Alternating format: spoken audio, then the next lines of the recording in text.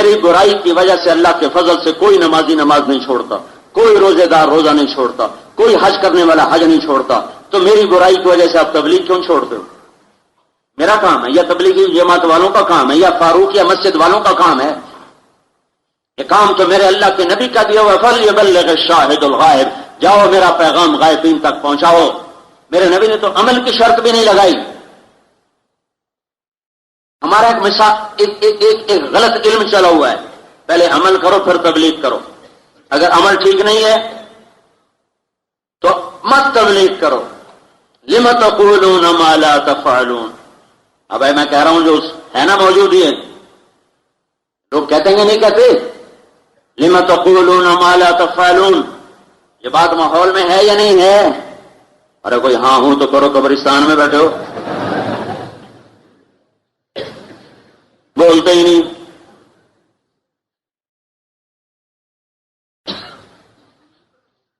میرے نبی نے کہا فَلْيُبَلِّغِ الشَّاهِدُ الْغَائِبَ، شاہد موجود نہیں، شاہد بتانے والے، بتانے والے آگے بتا دو غائبین کو، چاہے تمہارا عمل ہے یا نہیں ہے۔ تبلیغ کے لیے عمل شرط نہیں، آسمان میں قبولیت کے لیے عمل شرط ہے، آسمان میں قبولیت کے لیے، بات کرنے کے لیے عمل شرط نہیں۔ کیا فائدہ تمہاری تبلیغ کا، خود تو کرتے نہیں، ہمیں تبلیغیں کرتے ہو، کیا فائدہ ایسی تبلیغ کا؟ ہم نے تبلیغ چھوڑ دی، ہائے ہائے، اپنے پاؤں پہ خود کلہاڑی مار لی۔ تمہارے چھوڑ دینے سے کس کا نقصان ہوا؟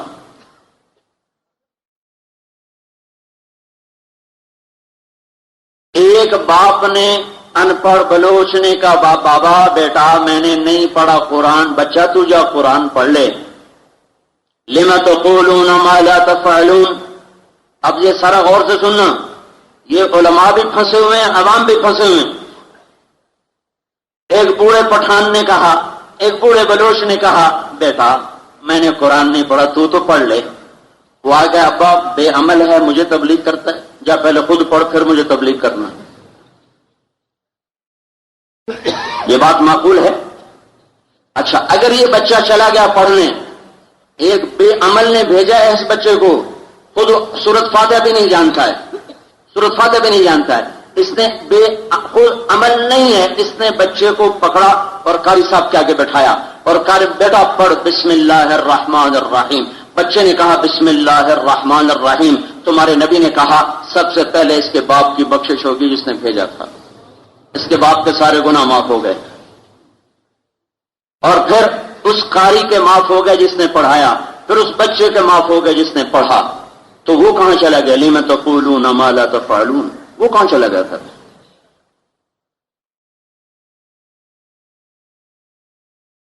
ایک غیر حافظ، میں حافظ نہیں، میں کہا بیٹا تو حفظ کر لے، واقعی مجھے کہا ابا تو خود تو حافظ ہے نہیں، مجھے تبلیغیں کرتا ہے، جا پہلے خود حفظ کر پھر مجھے تبلیغ کرنا۔ کتنے ان پڑھ بچوں، کتنے ان پڑھ باپ کے بیٹے عالم ہیں، کتنے ان پڑھ والدین کی اولاد حافظ ہے، تو کیا ان ماں باپ کو ان بچوں کے علم کا فائدہ نہیں ہوگا، اجر نہیں ملے گا؟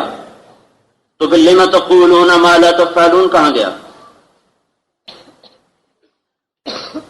میں نے ایک آدمی کی منت کی کہ بھائی تو تہجد پڑھ لیا کر، اور میں کمزور ہوں میں نہیں پڑھ سکتا، میں کہا بھائی تو تہجد بڑا جوان ہے پڑھ لیا کر، اس نے شروع کر دی، تو کیا یہ میرا کہنا بیکار ہے؟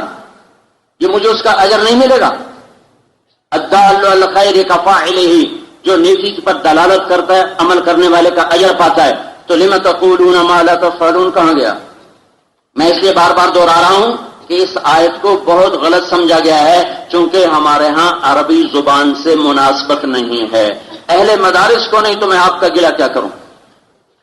یہ محاورے کا بول ہے، انداز ہے محاورے کا، لہجے سے بات بدلتی ہے، جگہ کے بدلنے سے بات بدلتی ہے۔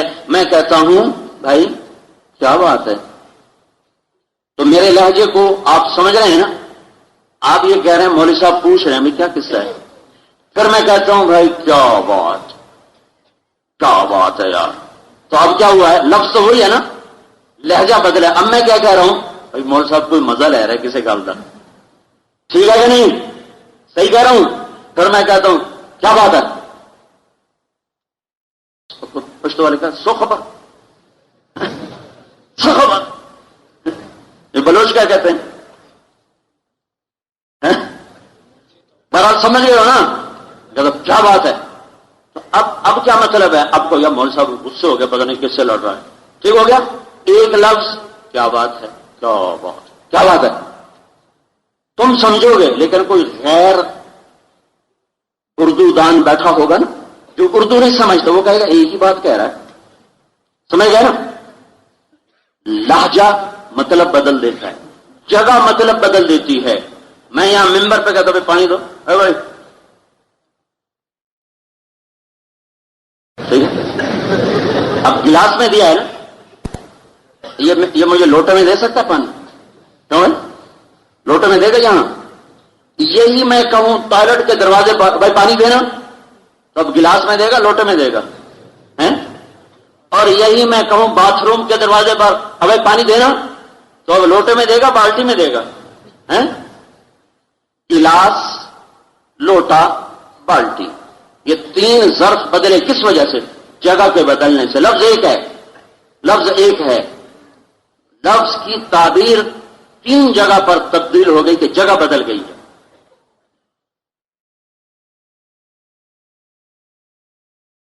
آگے سنو، کبر مقتا عند اللہ ان تقولوا ما لا تفعلون.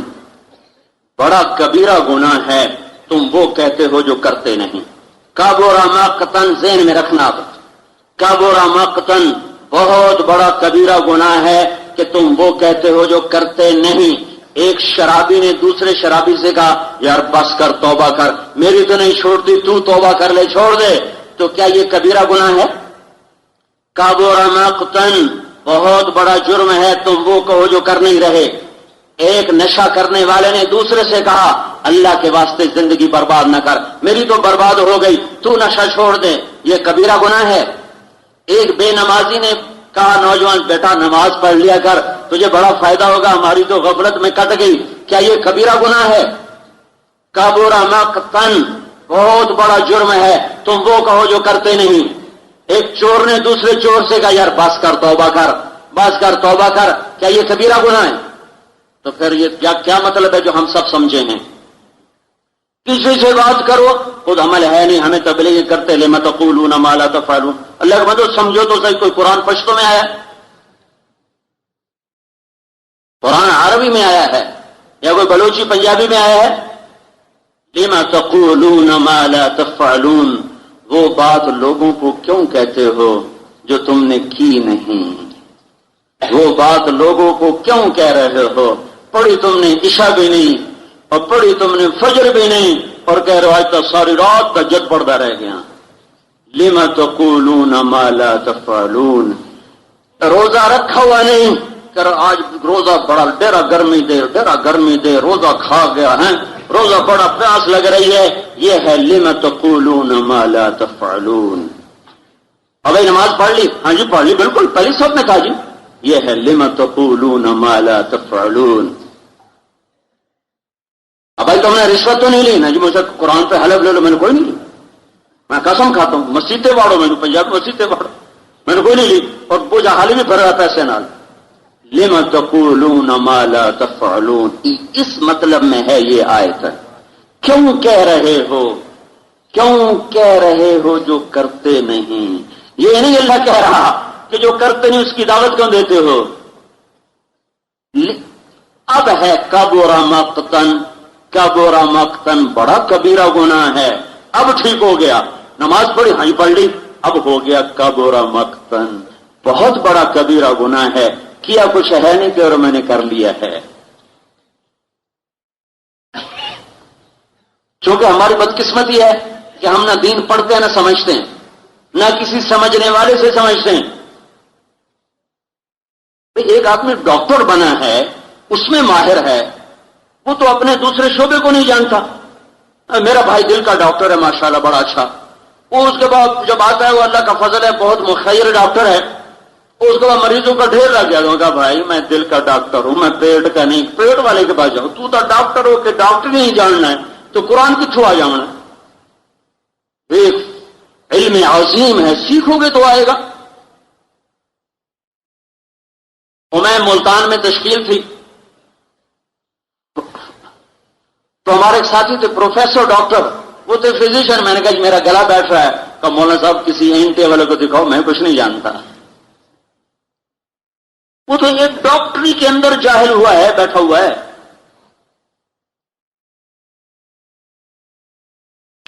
تو یہ تو قرآن عظیم ہے، فرقان عظیم ہے، اللہ کا کلام ہے.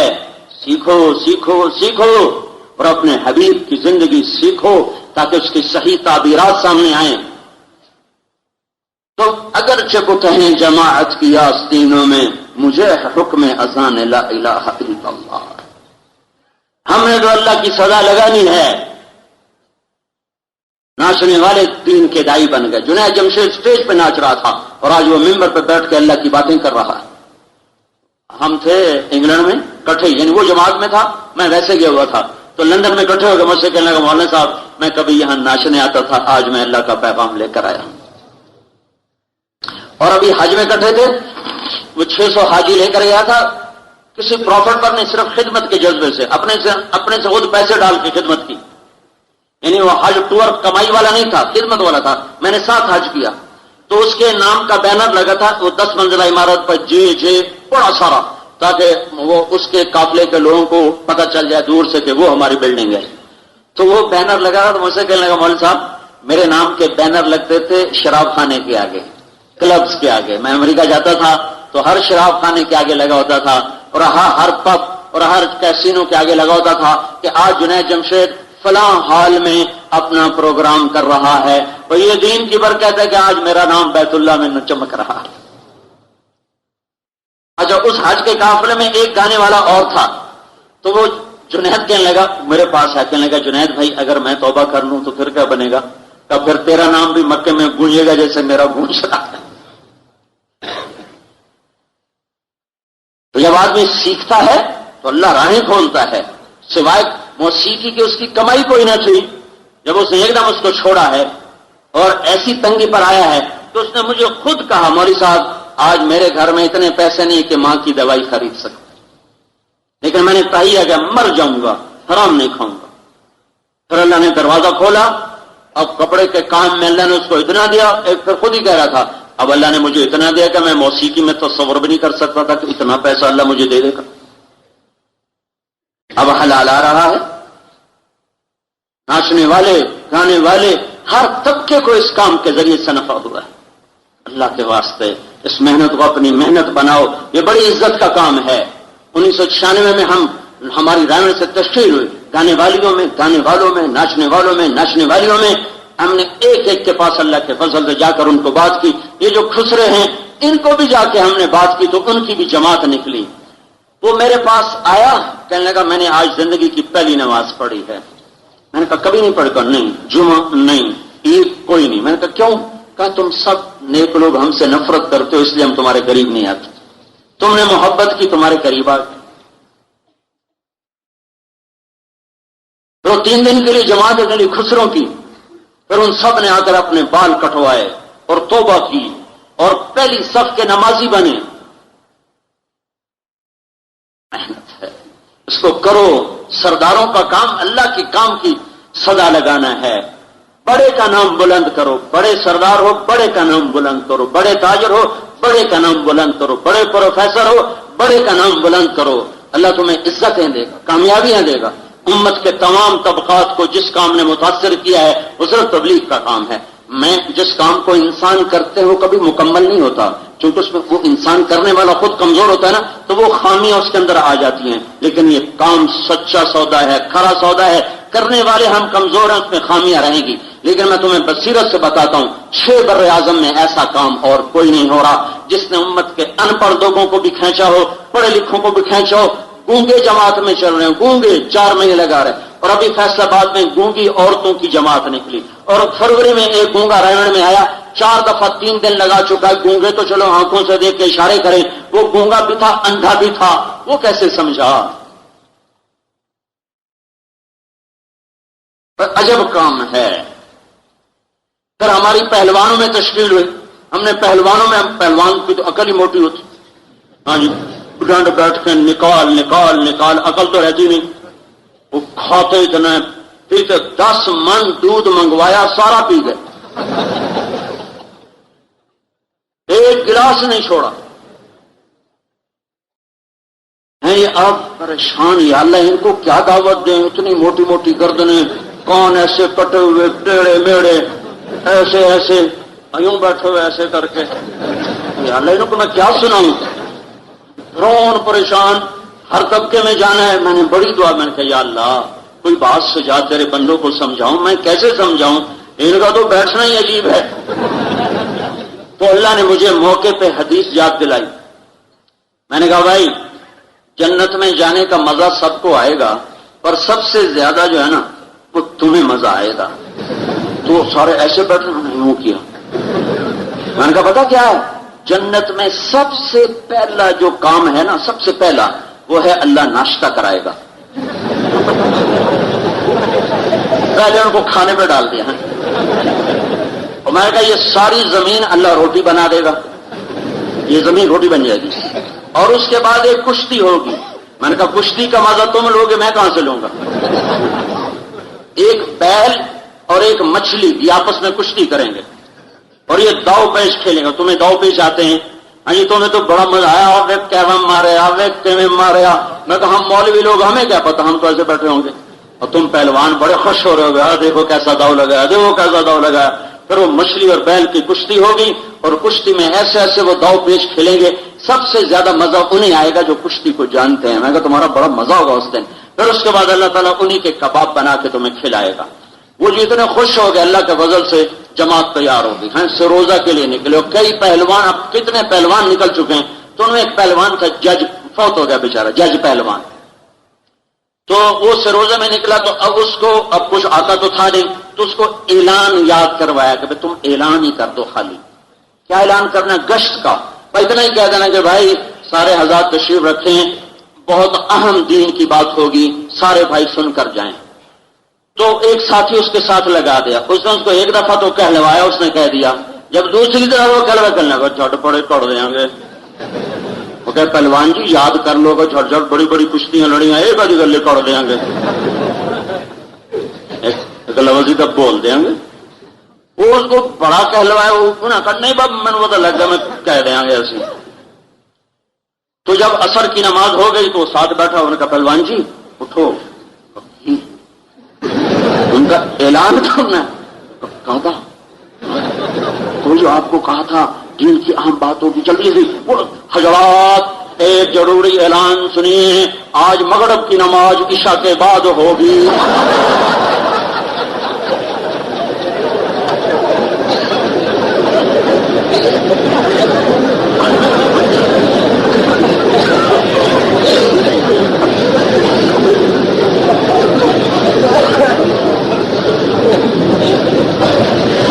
اگر تبلیغ میں ایسے پہلوان دعوت دے سکتے ہیں تم نہیں دے سکتے ہو؟ اللہ کے فضل سے 5 وقت کا نمازی بنا، تہجد گزار بنا، انتقال کر گیا، اللہ اس کی بخشش کرے. تو بھائیو آپ کی خدمت میں گزارش ہے، اپنی عزتوں کو اللہ سے مانگو، اللہ اور بڑھائے. کمینہ کا بھی مانگو، کبھی دنیا کی کمی نہ مانگو، ہمیشہ فراخی مانگو، لیکن یہ ابدی ہو جائے اس کے لیے اللہ رسول کی غلامی ہے اور یہ تبلیغ کی مبارک محنت اور کام ہے. اب اس کے لیے اپنے نام پیش کر دو. جو اللہ کے فضل سے اٹھے گا اللہ کا آنا بیٹھنا قبول فرمائے. اب آپ بولتے جاؤ. جمعرات سے اگلی جمعرات سے 4 مہینے کے لیے چلے کے لیے بولو بھائی. كما أنت أهله فصل على محمد كما أنت أهله وافعل بنا ما أنت أهله إنك أهل التقوى وأهل المغفرة. ربنا آتنا في الدنيا حسنة في الآخرة حسنة وقنا عذاب النار. يا رب العالمين يا خالق الكون والمكان يا بديع السماوات والأرض يا ذا الجلال والإكرام يا حنان يا منان يا من لا نحصي ثناء عليه وهو كما أثنى على نفسه يا من عنده مفاتح الغيب لا يعلمها إلا هو يا من بيده ملكوت السماوات والأرض وهو يجير ولا يجار عليه يا من فوق السماء عرشه يا من هو أحد الصمد الذي لم يلد ولم يولد ولم يكن له كفوا أحد ربنا آتنا في الدنيا حسنة وفي الآخرة حسنة وقنا عذاب النار. ربنا هب لنا من أزواجنا وذرياتنا قرة أعين واجعلنا للمتقين إماما. ربنا لا تؤاخذنا إن نسينا أو أخطأنا. ربنا ولا تحمل علينا إصرا كما حملته على الذين من قبلنا. ربنا ولا تحملنا ما لا طاقة لنا به واعف عنا واغفر لنا وارحمنا أنت مولانا فانصرنا على القوم الكافرين. یا اللہ ہمیں اپنی محبت دے دے، یا اللہ اپنا تعلق دے دے، یا اللہ اپنی معرفت دے دے. ہمارے اندر سے ہر قسم کے گناہوں کی غلاظت دور فرما دے. اپنے محبوب کا تعلق دے دے، ان کا عشق دے دے. یا اللہ جتنے تیرے احکام ہیں ان کا شوق دے، اور جنوں سے تو نے روکا ہے اس کی نفرت دے. پوری دنیا میں پورے دین کو زندہ فرما. ساری دنیا کے انسان کالے گوروں کو ایمان کی دولت دے، اور ساری امت کو صراط مستقیم پہ قائم فرما. یہ جتنے حضرات تشریف لائے ان کا آنا قبول فرما، ان کے سینوں کو روشن فرما، انہیں آباد فرما، ان کی نسلوں کو آباد فرما، ان کی تنگیاں پریشانیاں دور فرما، ان کی روحانی جسمانی بیماریاں دور فرما، ان کے دنیا اور آخرت کی پیچیدگیاں اور مسائل حل فرما، ان کے آپس کے لڑائی جھگڑے ختم فرما، ان میں محبتیں الفتیں پیدا فرما. پورے بلوچستان میں جتنی قبائلی آپس کی لڑائیاں ہیں انہیں ختم فرما، جتنی آپس کی نفرتیں ہیں انہیں ختم فرما، اور پورے سب کو آپس میں الفت محبت سے رہنے والا بنا دے. ہماری مسجدیں آباد کر دے، ہمارے بازاروں میں سود کو ختم کر دے، جھوٹ خیانت کو ختم کر دے. ہماری زندگیوں میں ظلم و ستم کو ختم فرما. ہمارے کھیت کھلیانوں میں برکت عطا فرما. ان کی زمینوں کو سرسبز فرما، ان کے پہاڑوں کو شاداب فرما، ان کے دلوں کو روشن فرما. یا اللہ آپس میں پیار محبت قائم فرما. ہمارا یہ سفر جو قبول فرما. جتنے بھائی مرد عورت تشریف لا رہے ہیں سب کو دنیا اور آخرت کی عزتیں نصیب فرما، اور دنیا اور آخرت کی ذلتوں سے بچا، اور رگ رگ میں اپنی محبت کو جاری فرما. پوری دنیا میں اسلام کو زندہ فرما. کفر کی طاقتوں کو توڑ دے، فرعونی طاقتیں توڑ دے، طاغوتی قارونی طاقتیں توڑ دے، نمرودی شدادی طاقتیں توڑ دے، اور اپنے یا اللہ اپنے فضل اور احسان سے اپنے حبیب کی پاک زندگی کو زندہ کر دے. یا اللہ اپنے پیغام کو لے کر ہمیں دنیا میں پھرنے والا بنا دے. اس مسجد کو آباد فرما، اسے مکمل فرما، اس کی ضرورتیں پوری فرما، اور اس عالم کے لیے ہدایت کا مرکز بنا.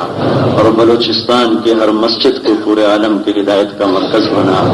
ان کی آپس کی محبتیں پیدا فرما، آپس کے توڑ ختم فرما، فرق مراتب کی سمجھ عطا فرما، اور چھوٹوں کو بڑوں کا احترام کرنے کی توفیق دے. اولادوں کو ماں باپ کا فرما بردار بنا. میاں بیوی میں محبتیں پیدا فرما. بھائی بھائی میں یا اللہ محبتیں پیدا فرما. ناچاکیاں ختم فرما. جو لڑے ہوئے ہیں ان میں صلح کرا دے، جو روٹھے ہوئے ہیں ان کو منا دے، جو بچھڑ گئے ان کو ملا دے، جو بیمار ہیں شفا دے دے، جو تنگی میں ہیں کشادہ کر دے. جو یا اللہ جو قرضوں میں جکڑے ہوئے، سودی خاص طور پر قرضوں میں جکڑے ہوئے ہیں انہیں سودی قرضوں سے نجات دے، اور جو اس میں پھنس گئے انہیں اس پہ توبہ کی توفیق عطا فرما. اور یا اللہ انہیں قناعت عطا فرما، اور انہیں سودی نظام میں پھنسنے سے ان کی حفاظت فرما. یا اللہ سب کو تو رزق حلال میں کشادگی عطا فرما. یا اللہ ہم سب سے راضی ہو جا اور ہمیں اپنا بنا لے. اور یہ جتنے بھائیوں نے نقد ارادے کی انہیں قبول فرما، ان کا یہ نکلنا عالم کی ہدایت کا ذریعہ بنا. اور جتنے یہاں بھائی اپنے دل میں جو تمنائیں لیے بیٹھے ہیں اپنے فضل و احسان سے ان کی تمنائیں پوری فرما. اور یا اللہ ہم سب سے راضی ہو جا. وصلی اللہ تعالی علی النبی الکریم. آمین برحمتک. ایمان کی تازگی اور دینی معلومات کے اضافے کے لیے بہترین کوالٹی کی شاندار audio cassette, Islamic audio cassette, سبھی طرح کے نعت، تقریر، قرات اور اجتماعات کے ہوئے بیانات کے شاندار audio cassette, Islamic audio cassette. Islamic audio cassette خریدنے کے لیے اسلامک آڈیو کیسٹ سینٹر 231 بستی نظام الدین، نئی دلی 13